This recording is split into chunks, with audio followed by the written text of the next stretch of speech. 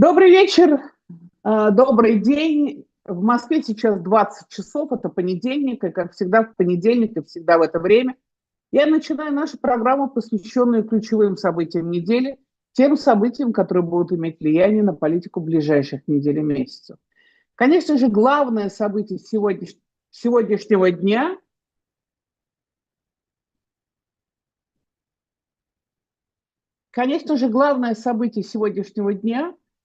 это инаугурация 47-го президента Соединенных Штатов Америки Дональда Трампа. Вот передо мной сейчас телевизор, и я смотрю, как начинается инаугурация в ротонде Капитолия, в нарушении традиции, или, так сказать, такая традиция была нарушена также Рональдом Рейганом 40 лет назад. Инаугурация проходит не на балюстраде Капитолия, а внутри, в той самой ротонде, где в 2020 году, 6 января, разворачивались бои между полицией и атакующими, которые пытались не допустить сертификации избрания Джо Байдена на пост президента в 2020 году. Тогда сторонники Трампа попытались это остановить. И вот сейчас мы видим в той самой ротонде собралось, видимо, около 300 человек плюс-минус. И только что вот сейчас принес клятву вице-президент Венс, значит, рядом с ним его жена и его дети, его поздравляет Дональд Трамп. Мы видим в этом зале сейчас трех самых богатых людей мира. Это Элон Маск, это Марк Цукербергер, это Джо Безос, глава Амазона, Фейсбука и, значит, Экса и других различных компаний. Самые богатые люди находятся непосредственно сейчас в зале. Здесь же находится президент Клинтон и его жена, госсекретарь Хиллари Клинтон. Но вот сейчас, ровно сейчас, в тот момент, как я вам это все говорю, Дональд Трамп, 45-й президент и теперь 47-й президент Соединенных Штатов Америки, приносит клятву. Рядом с ним стоит его жена Мелания Трамп. Она одета, на ней такая черная шляпка, такая французская, какой-то такой немножко английский стиль, странноватый, она в черном с белым. Здесь же его дети, и здесь же находится Джо Байден, с которым Дональд Трамп и Мелания Трамп встретились в Белом доме. Джо Байден и его жена встречали их на ступеньках Белого дома, так как это было принято. Трамп этого не сделал, напомню, в 2021 году, когда Джо Байден становился президентом. Но Байден встретил его в Белом доме, они посидели за чашкой кофе, что там говорили, я пока не знаю, об этом ничего не писали, но тем не менее, значит, Джо Байден и его жена приехали тоже вместе с Трампом, приехали в ротонду Капитолия, чтобы присутствовать на инаугурации. Вот мы видим, как к Джо Байдену подошел младший сын Трампа и пожал руку ему и вице-президенту в администрации Джо Байдена Камала Харрис. Камала Харрис вошла в зал во всем черном, и видно, что для нее это очень тяжелый день. Это не только ее проигрыш человека, которого сейчас инаугурируют, но это такой конец звонкой карьеры. Она странно немножко одета, не так, как, так сказать, это даже не костюм, а что-то значит, на зипере. В общем, не очень понятно, но видно просто, что это нелегкий для нее день. Еще раньше в зал вошел значит, первый джентльмен в администрации Джо Байдена, муж Камалы Харрис. И тогда же в это же время вошли в зал и дети Трампа от разных его жен, включая сына от Мелании Трамп. Вот еще надо сказать, что на инаугурацию было продано или распределено 250 тысяч билетов, 250 тысяч, но это для людей, которые должны были стоять и на балюстраде Капитолия, и самое главное, перед Капитолием, где должны были стоять вот все эти сторонники Трампа. Но, к сожалению, из-за того, что из-за погоды и, очевидно, совершенно из опасений какого-нибудь очередного стрелка, дважды было предотвращено покушение на Дональда Трампа во время его президентской кампании. Так вот, это было все перенесено, как я уже говорила, внутрь ротонды. Сейчас, вот вы видите как раз фотографию, ставшую знаменитой, когда пуля задела мочку уха, задела, значит, краешек уха Дональда Трампа во время ралли на Среднем Западе Соединенных Штатов. Что еще надо сказать? Сейчас, вот я много разговариваю с людьми, которые сейчас в Вашингтоне, как с гостями, так и с теми, кто там живет. Многие из тех, кто прилетели со всего мира, люди, со всех Соединенных Штатов Америки, конечно, они очень переживают, что они не попали, ну или им неприятно, что они не попали, собственно, на инаугурацию, но в Вашингтоне уже несколько дней идут праздничные обеды, балы. Вот вчера было, значит, то, что называется бал при свечах в одном из музеев Вашингтона, где выступал Трамп. Было ралли на арене стадиона, куда собрались сторонники Дональда Трампа. Он произносил речь, Маск произносил речь, там и другие сторонники, близкие люди из окружения Трампа произносили речь. То есть идут празднества, и они продолжатся еще несколько дней. Так что те, кто заплатил большие деньги, а некоторые люди платили по $1 миллион, чтобы присутствовать на этой инаугурации, 3 из них мы видели непосредственно в ротонде, как я уже говорила, Маск, Цукербергер и Безос. Они заплатили, как говорили, фонд инаугурации Трампа по $1 миллион, но не только это, там еще были всякие различные подношения. Как мы знаем, Элон Маск истратил на кампанию Трампа многие споры идут $150 миллионов или $250 миллионов. Ну, много-много денег он истратил. Есть люди, которые тоже вложились в фонд, но тем не менее их я не вижу в ротонде. Здесь сидят члены Палаты представителей, республиканцы счастливые, довольно мрачные многие демократы. И для Вашингтона, который, в принципе, такой очень демократический город, для многих это сегодня непростой день.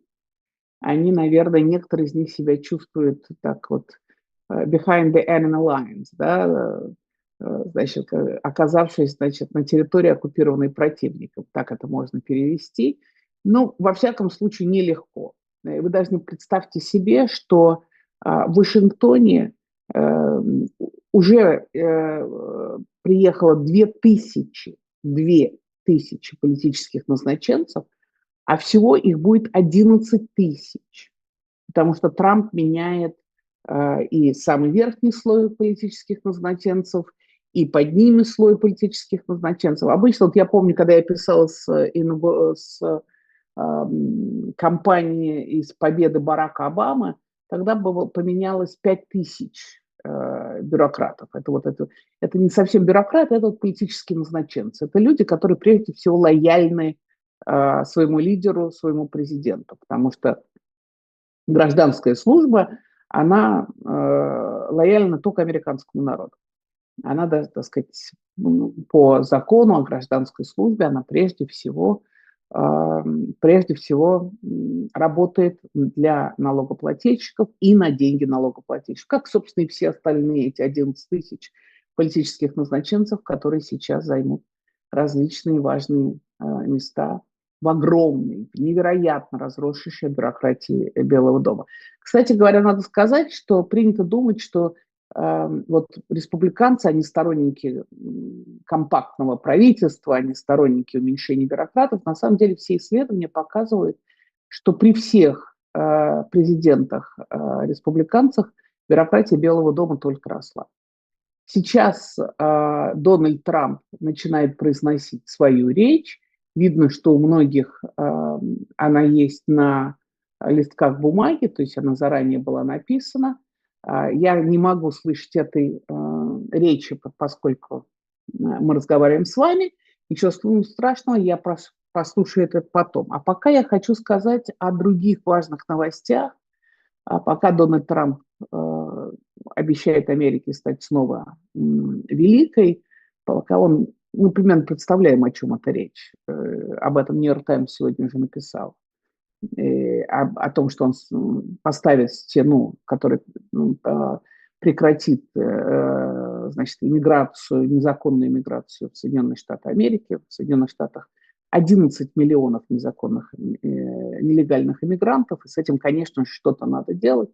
Пока он будет говорить о проектах, которые он предполагает, о тарифах, о том, как Америка будет соперничать с Китаем и так далее, давайте поговорим немножко о других очень важных новостях, которые произошли в последние дни, а именно вчера начался процесс прекращения огня в Газе, и началось возвращение заложников. Мы не знаем, сколько заложников находится в живых. Мы примерно представляем себе, что из тех 100, которые есть в списках, скорее всего, больше половины – это уже только трупы, но они тоже должны вернуться домой. Они тоже должны быть похоронены в земле Израиля, для того, чтобы успокоились их души, успокоились их близкие. А вчера вернулись 3 женщины, Роми Гонан, ей 24 года. Вы видите, у нее нет пальцев, и это стало уже таким одним из символов, значит, сопротивления Израилю терроризму. Это Эмили Тиила Даюри, ей 28 лет, она гражданка Великобритании. Она жила в кибуце Кфар-Аза. И это Дарон Штейнбрехер, ей 31 год. Она тоже жила в кибуце Кфар-Аза. Кстати, где-то я прочитала, в одном из иммигрантских СМИ было написано городок Кфар-Аза. Это не городки, это кибуцы. Это специальные поселения, где люди живут общиной, и где люди все работают на благо кибуца, на благо этой общины. Я была в Кфар-Азе. Вы можете посмотреть мои к годовщине 7 октября. Я делала специальную передачу, и там были съемки, в том числе из Кфар-Аза. Вот, там погибло чуть меньше 100 человек. Там погибло очень много молодых людей. Это кибуц, который находится в 1,5 километрах от Газа. То есть, когда вот вы в Кфар-Азе находитесь, вы прямо видите, вот через там поле, по-моему, мандариновое, если мне память не изменяет, уже там Газа. Я когда ехала в Кфар-Азу, я как раз умудрилась залететь в саму Газу, проскочив 30 километров. Это что, и в обмен на этих 3 заложников Израиль отдал 90 преступников, которые участвовали в том числе в нападении на израильтян и так далее. Из этих 90 заключенных 75 – это женщины, 25 мужчин, из 25 мужчин, по-моему, 15 – это подростки, которые приговорены ко всяким административным наказаниям, но находятся в тюрьме, потому что, собственно, именно они с ножами нападали на израильтян. Такая цена, которую Израиль платит за своих людей, но поскольку Главный закон Торы – это жизнь, спасение людей – это важнейший закон иудаизма. Поэтому Израиль готов платить практически любую цену за своих людей. Как будет дальше продолжаться этот обмен, покажет. Это будет происходить в течение нескольких недель. И, конечно же, многие ждут просто с ужасом и с надеждой, вернутся ли домой тех, кого в Израиле называют рыжики, Кфир и Ариэль Бибас, вместе с мамой и с отцом. Они были угнаны в Газу. Кфиру тогда не было еще годика, Ариэлю не было еще 4 лет. Выжили ли эти малыши? Они рыжики, потому что они рыжие. Изумительные, совершенно обаятельнейшие ребята, как, собственно, все детишки. Вот как и что будет, остается только молиться, чтобы они были живыми.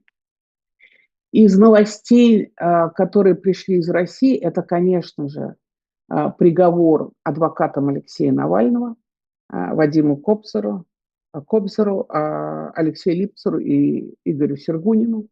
Игорь Сергунин, который пошел на договор со следствием, он получил наименьший срок, 3,5 года. Наибольший срок получил Вадим Кобзев, он получил 5 лет и 6 месяцев. Я знаю хорошо Вадима, он очень много лет был адвокатом Алексея Навального. Это абсолютно замечательный человек и фантастический адвокат. И это был человек, который бесконечно был предан Алексею Навальному, который отлично понимал, какая участь уготована Алексею, и отлично понимал, какие риски для него самого. 18 месяцев над местом, над камерой, где происходили встречи адвокатов Навального с Алексеем, висела камера, ее вмонтировали в лампу наверху. Камера была с увеличением, так что видно было, так что в нарушении всех и всяческих законов тюремщики могли записывать все, что Навальный передавал своим адвокатам, и что передавали они ему. Записывали все абсолютно разговоры. Это происходило 18 месяцев. Вадим Кобзев, конечно же, понимал, он очень хорошо знает тюремную систему России, вообще правила игры, которые существуют в этом беззаконии. Конечно же, он понимал, что происходит и что ему грозит. И тем не менее он считал важным передавать Алексею то, что ему необходимо было знать. Алексей Липцер уже не был год как адвокатом Навального, значит, и тем не менее его тоже арестовали и взяли. У Вадима Кобзева 3 детей, у Алексея, по-моему, 1 ребенок и не очень здоровый. Конечно, это трагедия для их семей, трагедия для них самих. Как они переживут этот кошмар российского лагеря, российской тюрьмы. Но, тем не менее, такая плата адвокатов за то, что они выполняли свой долг. А для адвоката их подзащитные, в данном случае их подзащитный Алексей Навальный, имеет безусловный приоритет и над собственной безопасностью, и над собственной, если хотите, нормальностью жизни. Вот, так что это очень важная для нас, для всех история. Теперь нам предстоит бороться за освобождение адвокатов Навального. Еще одно очень важное событие, которое опять все это в логике репрессивного государства, но вы, наверное, уже слышали, что у родителей Ильи Яшина прошел обыск. Против Яшина возбудили какое-то очередное уголовное дело. Это все какой-то вот абсолютный абсурд, абсолютный орган. Российское государство обменяло Илью Яшина на своих убийц и своих шпионов. При том, что Яшин не давал согласия, он не подписывал бумагу о согласии, в отличие от других, кого обменивали. Яшин не подписывал бумагу никакое ни прошение о помиловании, ни согласия на обмен. Он отказывался от обмена. Он говорил об этом много раз публично, что он не хочет быть обмененным. Он считал, что очень важно, чтобы сначала были обменены его коллеги, например, Алексей Горинов, который очень тяжело сидит в колонии номер 6 в Пскове. Тем не менее, против Яшина возбуждены уголовные дела, уже когда он российским государством практически выдворен из страны. То есть то, что с ним сделало российское государство, оно просто ему дало ногом под зад и сказало: пошел вон. И, будучи заключенным, он не мог этому сопротивляться. И вот теперь против него возбуждают уголовные дела, проводят обыски у его родителей. Вот такая сегодняшняя российская власть и такая сегодняшняя российская действительность. Сейчас я вижу на экране своего телевизора, что Дональд Трамп закончил свою инаугурационную речь. Сейчас ожидается, что он пойдет подписывать первые указы, которые практически будут нивелировать прежнее решение Джо Байдена. Байден, нет, извините, Трамп продолжает говорить. Я наблюдаю сейчас за Джо Байденом, когда Энн Клобучар, которая, значит, возглавляет комитет, она демократ, когда-то пыталась баллотироваться в президенты в 2016 году или в 2020 году. Так вот, когда она сказала, что, слава богу, идет мирная передача власти, Байден тогда перекрестился. Сейчас он сидит слева от выступающего с трибуны Дональда Трампа и внимательно его слушает. В своей последней речи, которую Дональд Трамп произнес сначала на пресс-конференции, а потом, Джо Байден произнес сначала на пресс-конференции, а потом в Южной Каролине, куда он летал вчера и выступал там с речью, он предупреждал американцев о том, что в Америке приходит к власти олигархи, как он называет это технократическая олигархия, имея в виду, конечно же, Джо Безоса, который когда-то был в очень тяжелых отношениях с Трампом. Как здесь пишут, буквально поцеловал ему руку. Элон Маск и Марк Цукерберг, которые все трое, так сказать, демонстрировали свою абсолютную лояльность. Это вот Джо Безос сейчас на экране. У него были ужасные отношения с Трампом. А вот Маск, и сейчас нам покажет Цукербергера, и когда вот, значит, владелец Фейсбука Марк Цукербергер. Почему Джо Безос, который всегда поддерживал демократов и который купил газету Washington Post, и сейчас газета переживает очень тяжелые времена, потому что давеж со стороны Безоса уже начался. Он, как вы помните, Washington Post не стала, как это принято вообще в американских СМИ, агитировать за избрание Камалы Харрис. Обычно газеты пишут, что они endorse, то есть они, так сказать, предлагают своим читателям прежде голосовать вот за такого-то кандидата. Так всегда, это традиция такая американская. Так вот, сначала Washington Post отказалась от этой традиции, потом отказалась совсем недавно.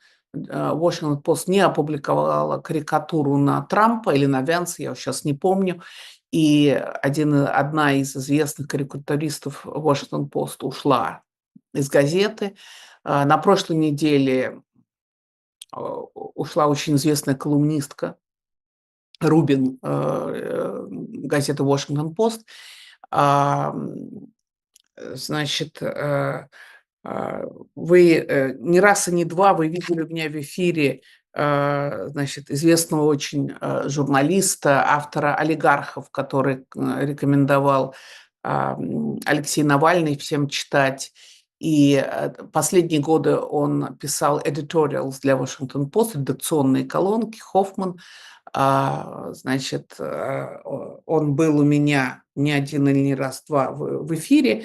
Так вот, он, когда газета Washington Post отказалась, значит, агитировать своих читателей голосовать за Камалу Харрис, он подал в отставку и ушел, и сейчас он, значит, он продолжает оставаться в коллективе газеты, но больше не пишет колонки. Так что для очень многих журналистов Вашингтон-Пост это чрезвычайно тяжелая история, и боюсь, что газета может не пережить эти последние перетрубации, потому что газета, конечно же, это прежде всего ее журналисты, когда такие люди, как Дэвид Хоффман, там перестают писать editorials и публично об этом заявляют, как это сделал Дэвид, то это сигнал подписчикам, и газета потеряла, по-моему, что 250 тысяч своих подписчиков, кто отказался от своих подписки, я тоже отказалась, потому что читать газету, которая не имеет яиц противостоять своему владельцу, никакого смысла, собственно, нет. Что дальше будет происходить со свободой слова в Соединенных Штатах, насколько Трамп будет давить на средства массовой информации, прежде всего, конечно, на владельцев, сказать сейчас трудно. Это первая поправка в Конституцию, это важнейшая часть американской демократии. И, возможно, сейчас, когда Трамп с таким триумфом возвращается в Белый дом, когда он выиграл не только голоса выборщиков, то есть штатов, но и то, что называется popular votes, ну и большинство американцев проголосовало за него, а меньшинство за Камалу Харрис. Кстати говоря, в 2016 году, когда Трамп победил на выборах, он проиграл popular vote, то есть на голоса избирателей, по голосам избирателей он тогда проиграл Хиллари Клинтон. Хиллари Клинтон набрала на 3 миллиона, если мне память не изменяет, на 3 миллиона голосов больше, чем Дональд Трамп. И он въехал в Белый дом только потому, что существует эта архаичная система выборщиков, и, значит, большинство, и Трамп получил больше выборщиков, чем Хиллари Клинтон. Продолжается, вот я смотрю, Трамп продолжает говорить. Я, конечно, потом в перерыве между нашими двумя эфирами внимательно прочитаю эту речь. Это я вам, кстати, всем напоминаю, что сегодня будет два эфира. Еще один эфир начнется в 22 по Москве, когда ко мне присоединится значит, известный российский бизнесмен Макс Ноготков. Я надеюсь, что я не перепутала его имя. Сейчас я проверю. И также он 12 лет уже живет в Соединенных Штатах, поддерживает, Максим Ноготков поддерживает Дональда Трампа. Я не знаю, является он уже гражданином или является ли он республиканцем, но, во всяком случае, он такой горячий сторонник Дональда Трампа. Вот вы видите его карточку. А что такое, правда, серийный предприниматель? Я знаю, что такое серийный киллер, это я знаю. Что такое серийный предприниматель, я не понимаю. Но, вероятно, он создает какие-то большие, значит, какие-то предприятия, что называется chains, видимо, да, по-английски, то есть много много магазинов под одним названием в разных городах. Когда-то у него был, по-моему, связной, если мне память не изменяет, в России. А второй моей гостьей будет Джилл Дороти, шеф-бюро CNN в Москве многие годы. Сейчас она преподает в Georgetown University, делает проекты для Woodrow Wilson Center и является постоянным комментатором CNN. Она тоже была не раз и не два у меня в эфире здесь, и она сторонник демократов. Вот я их, собственно, и попрошу прокомментировать и речь Трампа, и то, что будет происходить после речи Трампа. Что вам еще сказать? Да, я думаю, что я собиралась об этом говорить сегодня, но похоже, что это не очень получается, просто потому что одновременно наблюдать за телевизором и, значит, рассказывать о людях из ближайшего окружения Трампа не очень удобно. Во всяком случае, в ближайших обязательных передачах я вам расскажу, приходит вместе с Трампом, приходит очень много совершенно новых людей. Когда Трамп становился 45-м президентом США в 2016 году, то с ним пришло 75 человек, то сейчас уже 2000. И в этот раз тогда Трамп не ожидал, что он победит. Сейчас большая команда работала над списками тех, кто будет окружать Трампа. Тогда, как вы помните, прежде всего среди ближайшего окружения Трампа были генералы. Сейчас практически все эти генералы во время президентской кампании Трампа выступили резко против него. И, кстати, сегодня Джо Байден подписал свой, наверное, последний указ, как это, собственно, принято. Он амнистировал как бы вперед людей, которые могут быть преследуемы Трампом. Это, во-первых, все те, конгрессмены, которые входили в комиссию по расследованию событий 6 января 2021 года, когда вот в этой самой ротонде, где сейчас выступает Трамп, значит, совершенно распоясавшиеся молодые и немолодые люди били все подряд и, значит, дрались с полицейскими, чтобы их пропустили в зал, чтобы они могли, значит, расправиться над Нэнси Пелоси и остановить, и над вице-президентом Пенсом, вице-президентом в администрации Трампа Пенсом, чтобы остановить утверждение Джо Байдена в качестве 46-го президента Соединенных Штатов Америки. Так вот, Байден помиловал вперед всех этих членов комиссии, включая Лиз Чейни, очень известную члена республиканской партии, дочери вице-президента Чейни в администрации Джорджа Буша-младшего, и такую очень активную антитрампистку. Он также помиловал бывшего главу штабов армии Соединенных Штатов Америки Милли, который написал очень резкую книгу о Трампе, о времени своем в Белом доме. Он такой очень уважаемый генерал, 4-звездный генерал. И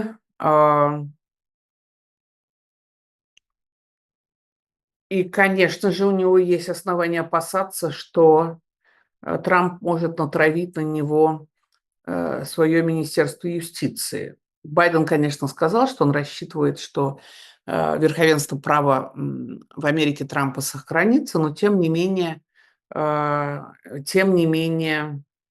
генерал Марк Милли, бывший глава штабов, да, он также вперед помиловал Энтони Фаучи, который был главным эпидемиологом Соединенных Штатов Америки во время эпидемии ковида, и целый ряд других людей.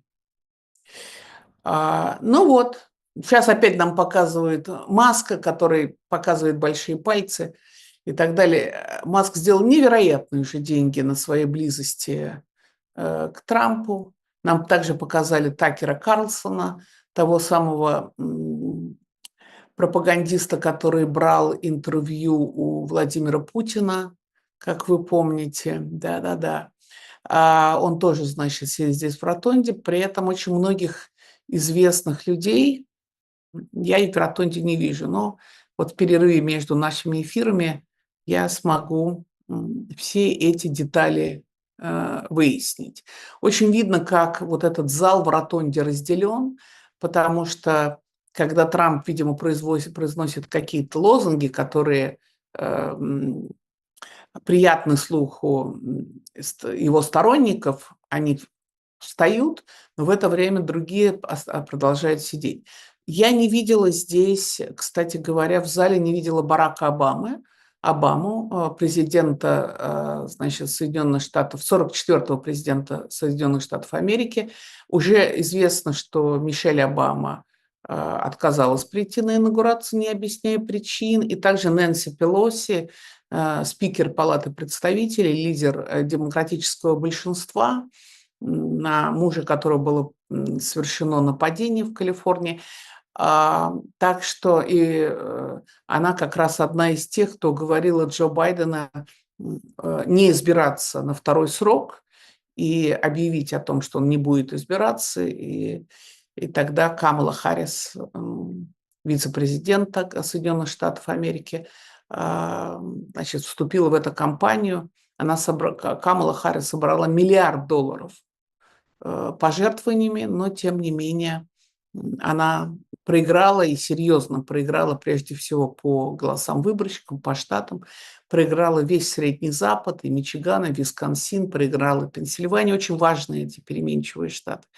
В общем, несмотря на то, что в кампании очень активно участвовали и президент Билл Клинтон, и президент Барак Обама, тем не менее кампания сложилась неудачно для демократов, и Трамп одержал очень внушительную победу, причем зримую такую победу, как я уже говорила, не только по штатам, не только по голосам выборщиков, но и по количеству избирателей, которые отдали голоса за него. Больше 50% американцев проголосовали за Дональда Трампа, за Камалу Харрис проголосовало меньше, не намного меньше, но тем не менее меньше избирателей.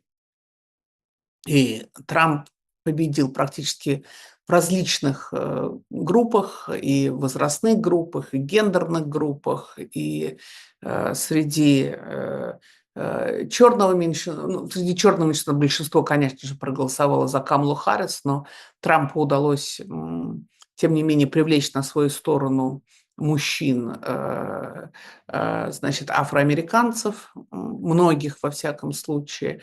За него проголосовали латинос. Так что, еще раз повторяю, это была убедительная победа Дональда Трампа.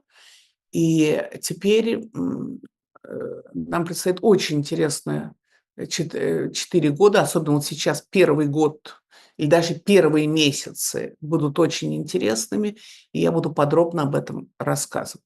Я думаю, что на этом я сейчас прервусь, чтобы досмотреть речь Трампа и еще раз все-таки увидеть, кто же находится внутри ротонды, а кто туда не попал, и для того, чтобы подготовиться к следующему эфиру. Так что я не прощаюсь с вами. Мы увидимся с вами в 22 часа по Москве. Пожалуйста, присоединяйтесь к эфиру. Я думаю, что это будет интересно. Ну вот, так что увидимся через час 19 минут. До встречи.